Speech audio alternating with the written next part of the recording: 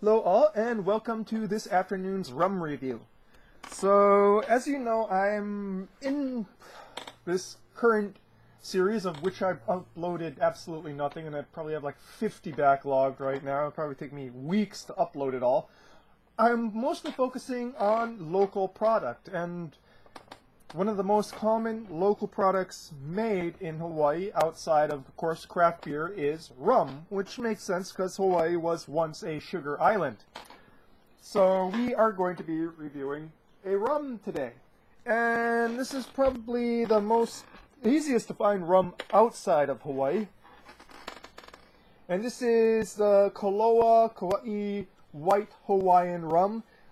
This particular one is white, but they also have a golden, dark, spiced, and now an aged 3 years version of it. This is 80 proof, so, you know, pretty standard proof for rum. And let's read the back, shall we? The original Koloa. See, I don't forget my kahakos. It all started here.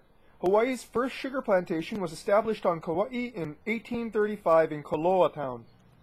Native Hawaiians and other plantation workers from around the world made history pioneering Hawaii's sugar industry.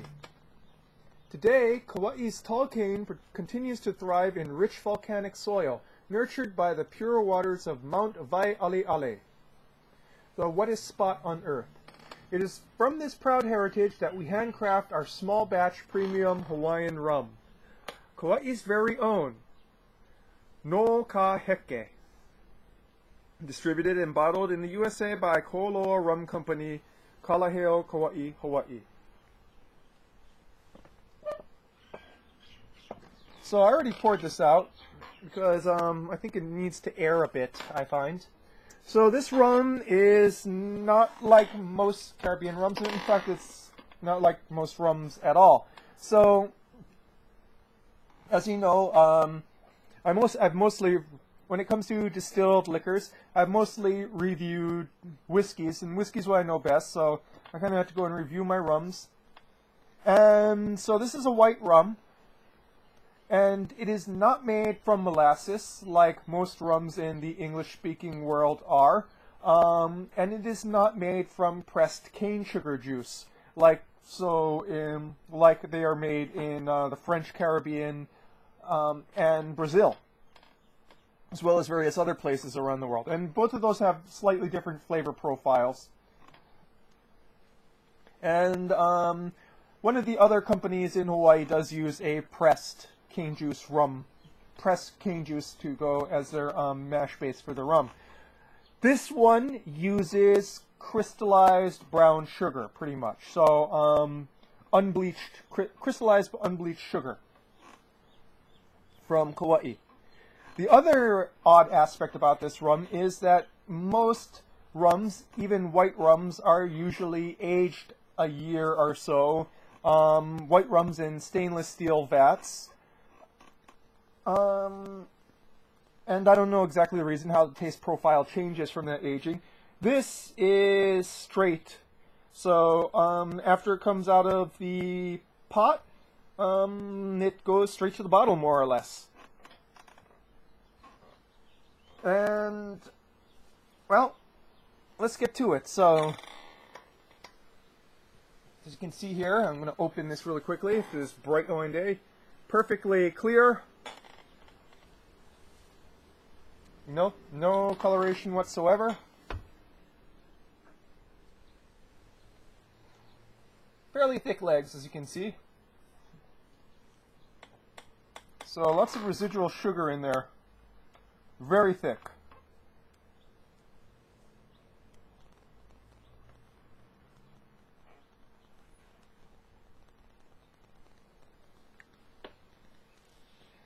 The main smell is of crystallized sugar. You know, like when you open a fresh bag of sugar, that's what it smells like. There's some grassiness, some alcohol heat. But other than that sugar, that slight grassiness, and the alcohol heat, not much. It's almost neutral, very neutral smelling.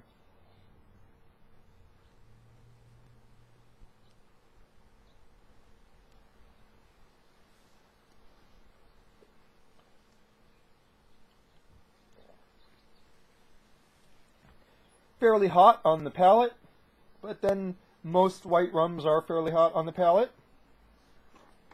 Have some water here to go and clear off.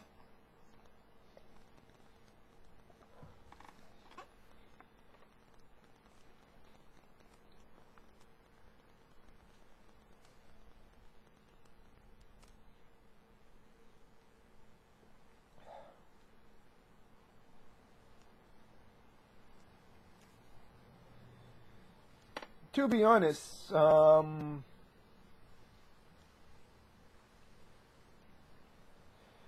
some sweetness there, indeed, in the front, and in the middle, and into the longer, lingering finish. Not overwhelming sweetness by any means.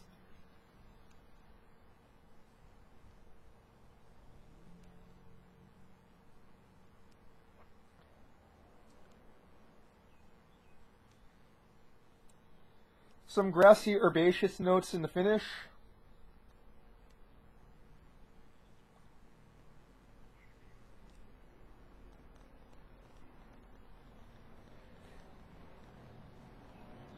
Almost oaky notes. It hasn't touched oak, but still got that kind of woody taste in the finish as well.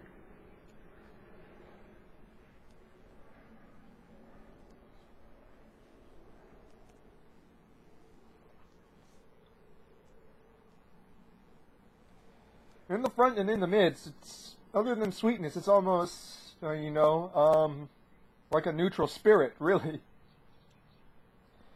Again, it's not completely neutral. It's not like rum, where not like vodka, where there's absolutely no flavor whatsoever. Like I said, there's some grassiness, some oakiness there.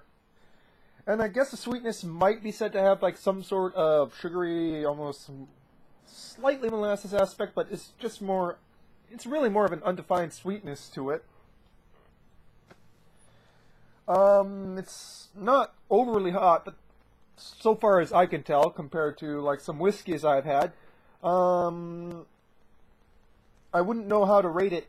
I haven't drank very many white rums straight, and I guess a lot of people don't drink white rum straight because they tend to be a mixer thing. But I wanted to do this for a reason, and that's because I want to go and review an aged rum later, and kind of, I want to see what the baseline is before I start going into the different ones that this company makes. Because basically all the rums kind of start at this company, white rum, then of course, ones where brown sugar or molasses is added, or spices are added, or, barreling occurs.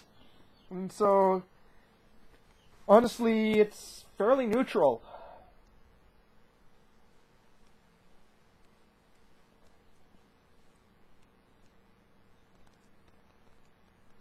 Some grassiness, maybe a hint of coconut, I don't know. I really don't know. It's really close to a neutral spirit to me.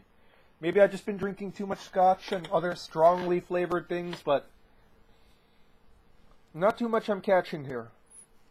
That said, it'll be interesting to see the variations that this takes. Spiced, aged, dark. And go from there, you know what I mean?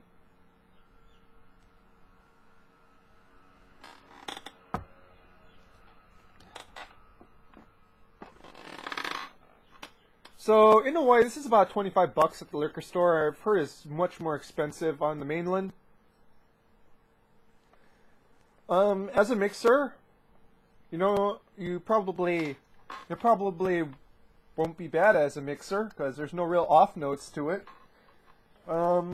Great for those white rum cocktails. As a sipping rum, well, white rum is very rarely a sipping rum. So, some slight grassy notes, some slight sugar notes, and some slight coconut notes, and that's really it. It's almost neutral spirit-like. But also slightly hot as well, but very interesting to see how this as a base goes and changes in their other rums of their line. They have multiple ones, and I'm going to review all of them eventually. So this is your rum review for today. This is Koloa White Hawaiian white rum. And let's splice the mainsail. Cheers.